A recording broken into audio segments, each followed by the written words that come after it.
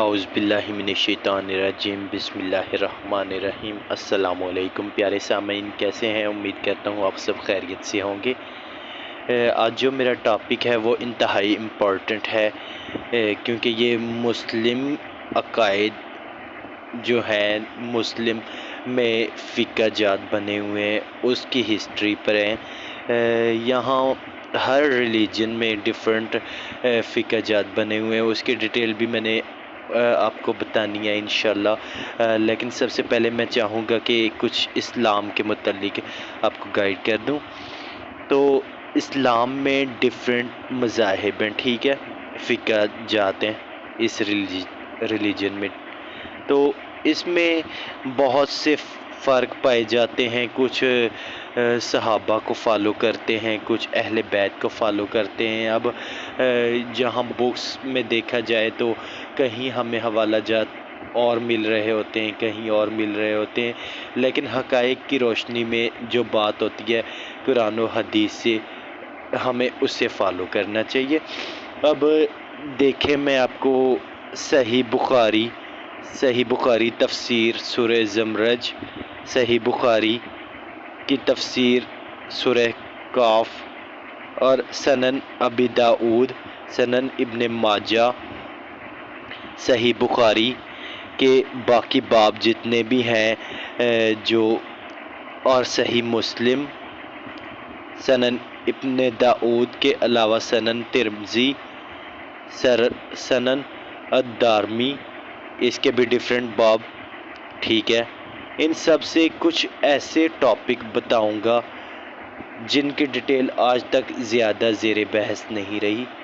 اس میں زیادہ تر دو فقوں کے اختلافات ہیں، جیسے یہ مسلمانوں میں فقہ جات بنے ہوئے اور امت کو چلنا ہے ایک فقہ پر، کیونکہ قیامت کی نشانی ہے کہ 72 فقے بنیں گے، ٹھیک ہے، اسلام فرقوں میں بٹ جائے گا۔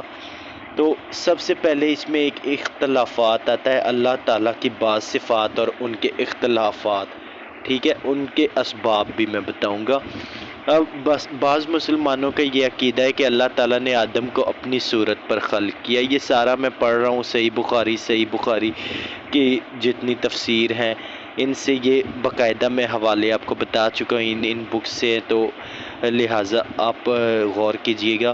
اب وہ کہتے ہیں کہ اللہ تعالیٰ نے آدم کو اپنی صورت پر خلق کیا۔ اللہ تعالیٰ انگلیاں، پنڈلی اور پاؤں رکھتا ہے۔ وہ قیامت کے دن آگ میں یا جہنم کے اوپر اپنا پاؤں رکھے گا تو جہنم کہے گی بس بس بس۔ اس کے علاوہ کے لیے مکان کی ضرورت ہے، وہ ایک جگہ سے دوسری جگہ منتقل ہوتا ہے۔ اس عقیدے کی بنیاد ان کی نقل کردہ وہ روایات ہیں جن کے مطابق رسول اللہ صلی اللہ علیہ وآلہ وسلم نے فرمایا، مخلوقات کی خلقت سے پہلے ہمارا پروردگار اندھیرے میں تھا، یعنی اس کے ساتھ کچھ نہ تھا، اس کے نیچے ہوا تھی، اس کے اوپر بھی ہوا تھی اور پانی تھا، پھر اس نے پانی کے اوپر اپنا عرش بنایا۔ آپ صلی اللہ علیہ وآلہ وسلم نے فرمایا، اس کا عرش آسمانوں کے اوپر اس طرح سے ہے۔ یہ کہتے ہوئے آپ نے اپنی انگلیوں سے قبہ کی شکل بنائی، وہ چرچراتا ہے جیسے سوار کے نیچے پالان چرچراتے ہیں۔ نیز یہ کہ آپ صلی اللہ علیہ وآلہ وسلم نے فرمایا، رات کے آخری حصے میں خدا آسمان تک اتر آتا ہے اور کہتا ہے، کون ہے جو مجھ سے سوال کرے تاکہ میں اسے جواب دوں؟ کون ہے جو مجھ سے سوال کرے تاکہ میں عطا کروں؟ آپ صلی اللہ علیہ وآلہ وسلم نے فرمایا، خدا 15ویں شعبان کی رات کو نچلے آسمان پر اترتا ہے۔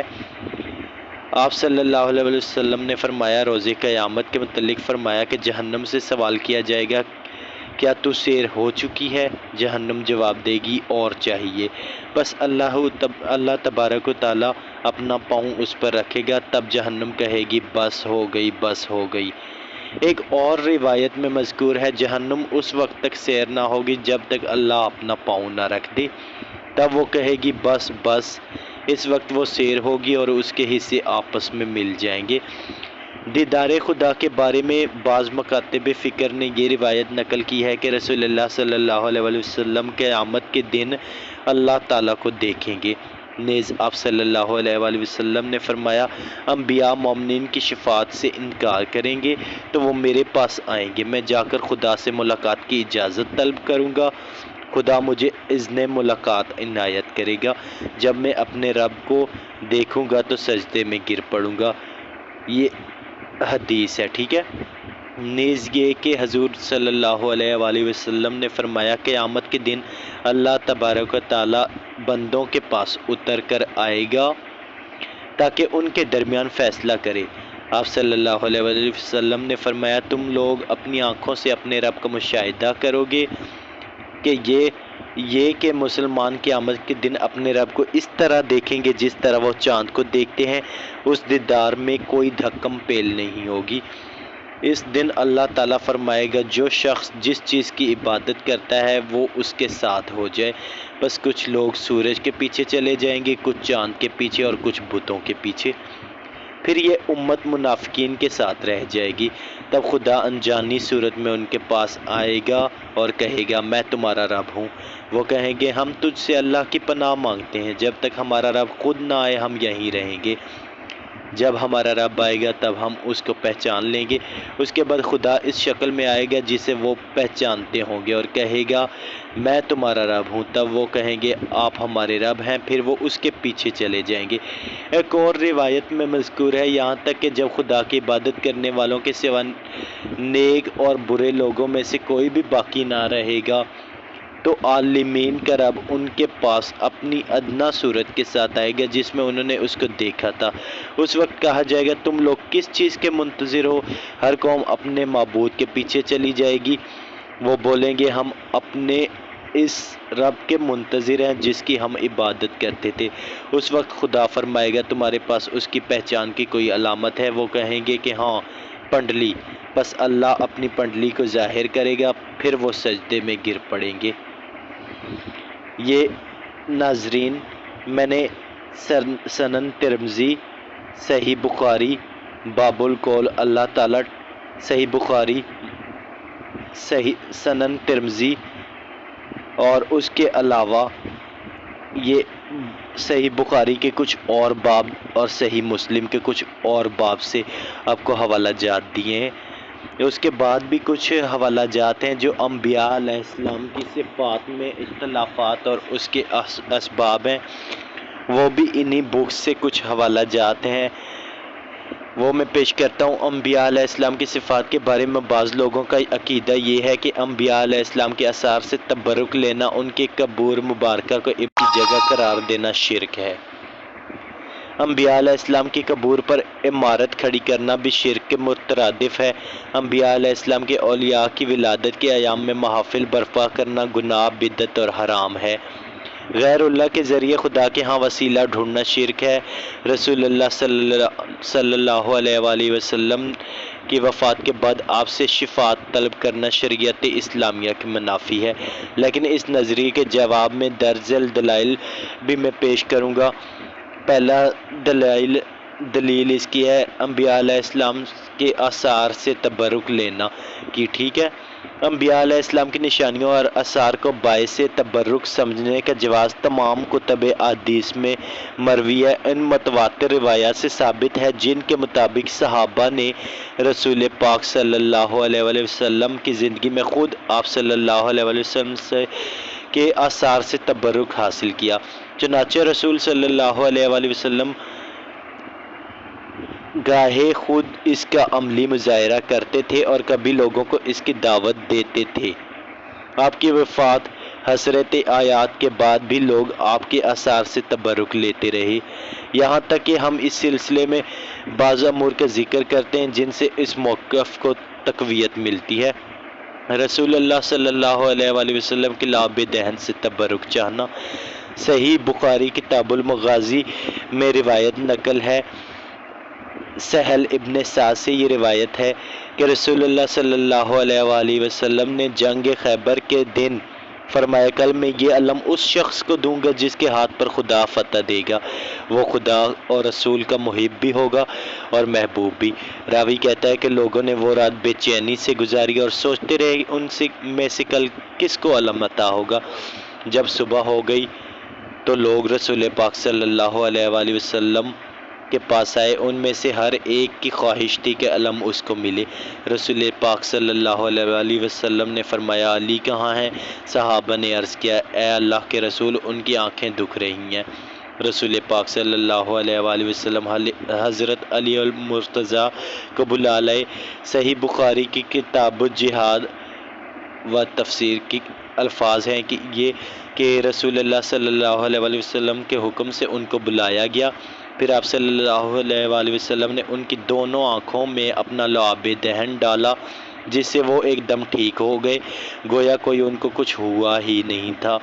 صحیح مسلم میں حضرت سلمہ بن اکوع نے ان الفاظ میں یہ واقعہ بیان کیا ہے کہ حضرت علی علیہ السلام کے پاس آیا اور ان کو لے کر آگے آگے چلا، کیونکہ اس وقت ان کی آنکھیں دکھ رہی تھی، یہاں تک کہ میں ان کو لے کر رسول پاک صلی اللہ علیہ وآلہ وسلم کے پاس پہنچا، بس آپ صلی اللہ علیہ وآلہ وسلم نے ان کی آنکھوں میں اپنا لعاب دہن ڈالا جس سے وہ ٹھیک ہو گئے، پھر آپ صلی اللہ علیہ وآلہ وسلم نے ان کو علم عطا فرمایا۔ ٹھیک ہے، علم اب سب جانتے ہیں جنگ کے دوران ایک نشانی، ایک جھنڈا ہوتا تھا۔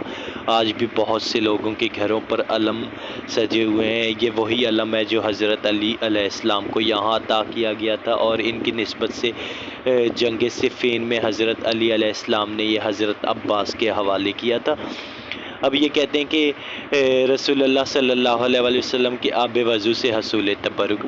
صحیح بخاری میں انس بن مالک سے مروی ہے، میں نے عصر کی نماز کے وقت رسول اللہ صلی اللہ علیہ وآلہ وسلم کو دیکھا، آپ نے لوگوں سے وضو کا پانی مانگا لیکن انہیں نہیں ملا، پھر کہیں سے رسول اللہ صلی اللہ علیہ وآلہ وسلم کو پانی مل گیا تو آپ نے اسے برتن میں اپنا دست مبارک ڈالا اور لوگوں کو اس سے وضو کرنے کا حکم دیا۔ میں نے دیکھا کہ پانی آپ کی انگلیوں کے نیچے سے پھوٹ کر نکل رہا ہے، یہاں تک کہ اس پانی سے ان سب نے وضو کر لیا۔ نبی کریم صلی اللہ علیہ وآلہ وسلم کی نخامہ مبارک سے حصول تبرک بھی ہے۔